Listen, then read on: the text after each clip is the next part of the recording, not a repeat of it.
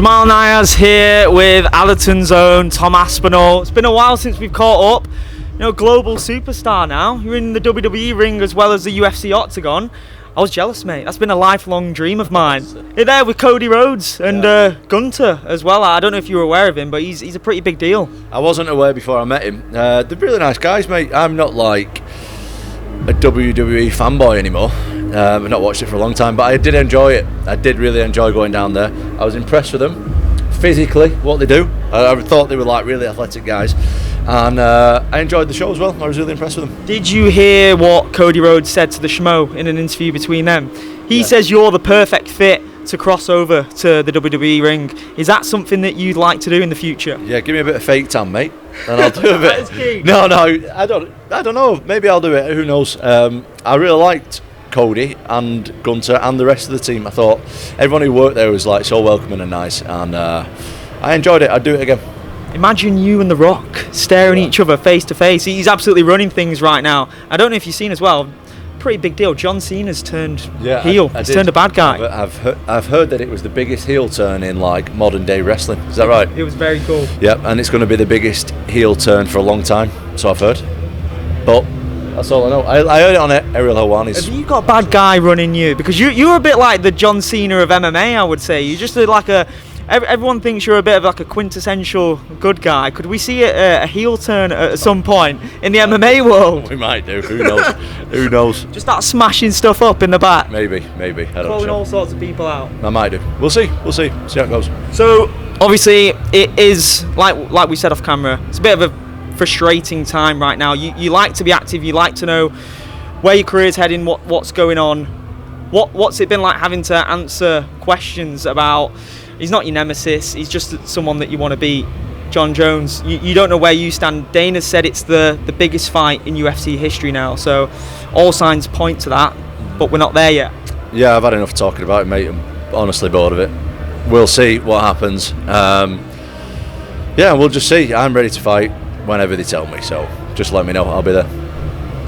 And in terms of the gym's absolutely flying right now, isn't it? Like, probably the best heavyweight gym. Would you say it's the best heavyweight gym in the world? It's absolutely crazy, the talent you've got there. No shortage of inspiration. How things been building that up as well? Yeah, really good, man. Like, it wasn't our intention to really build it up. It was never our intention to have a really good gym with like loads of heavyweights.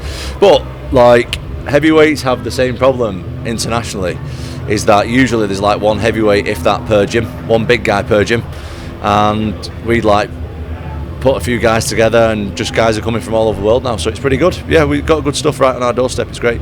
Super exciting time for TKO as well. What have you made of Dana? You know, Dana's looking to crush the opposition in the boxing world, teaming up with His Excellency Turki Al-Sheikh. What do you make of that? Because that now makes it very easy. If you want to go and cross over and make some super fights in the boxing world, you could do it whilst being an active UFC fighter. Yeah, I don't really know much about it, to be honest. You probably know more than me. I've seen that he's doing something with Turkey, but I don't really know. I don't really read that kind of stuff. So I know that they're doing some kind of thing where they're trying to eliminate all the different governing bodies, aren't they, or something? But I don't really look into that kind of stuff, to be honest. Seems like the ideal end goal would be one world title per weight class, and separating a lot of the different variants of weight classes. When you look at middleweight, super middleweight, all that sort of stuff, it would stop the confusion amongst the casual fans. But would boxing, I know you've had that experience in boxing, there's a lot of megastars in boxing as well, would that be of interest to you? And if there were, hypothetically, two guys that you'd like to have a boxing match with in the future, who would it be and why? I think that's always best in it, having one champion per weight, but I think it's difficult in boxing because they've got like 6 or 7 different organisations, don't they? So I don't know if they'll be able to do that or not. Who knows? I don't like watch boxing enough to know. Two guys who I'd fight. I'd rather fight MMA guys in boxing. Do you know what I mean? You and Dubois, you and AJ. Cool. Anybody. I'm not really too. I've never been too bothered who I fight, mate. To be honest, I'd rather fight boxers than MMA. That'll work better for me. So just whatever. I'm not too bothered. Wherever the money's at, right? Wherever the money's at, I'll take it. No, we got work to do in the UFC first, mate, before I start thinking about WWE or boxing. So. And still, the end goal, once you get that undisputed world title, you want to break the record for most world title defences, right? Is that what you're about, breaking records? Well, it depends how you look at it, because I've defended the interim. So is that one title defence or not? Because you only need 3 to be the best of all time. Right. So that's another reason why I want... At heavyweight we're talking. Yeah. The record is 2. Right. So... What about the whole company, though? Do you just want to go and break, I believe, is it GSP's record? No, I'm not breaking that, mate. It can't be asked for that. That's fucking... I'll be done You'd well have to just before lap that. everyone, wouldn't you? No, I don't want to do that. I'm not interested in doing that. Just give me a few more. Is there much incentive, when you look at the top 10 right now, you're going to be in a position in a couple of years where you've just lapped people. You're going to have to fight people multiple times. Do you think the motivation might dip after the undisputed world title fight? I don't know, man. It's hard to say, innit? Who knows what's going to happen? I might get knocked out in that fight, so who knows? Heavyweight MMA, innit? You can't plan too far in the future. It's like... You're humble, though, but from I think a lot of people's perspectives, there's a clear gap in talent from where you're at compared to the people that you've already beat. It's not about being humble. It's just about being realistic, innit? Like, 2 guys in there, both massive, both got tiny gloves on. Anything can happen, man. So I do think my talent is better than anybody else's, but I'm also realistic. One of us has to lose, and there's 2 of us in there, so we'll see. You're a family guy. Do you have an ideal end date when you want to walk away from combat sports completely? Still young in the game. Yeah, I don't know. I'm not sure. We'll see how all that goes. Who knows? Difficult to say at this point. I'm only 31, so we'll see. Final one. We spoke about Pereira last year. That clip went absolutely viral. Yeah. Everton boys were on ESPN. Yeah. It was very nice to see. Pereira lost against Ankalaev. Ankalaev is a big fan of you. He's been saying some nice stuff about you.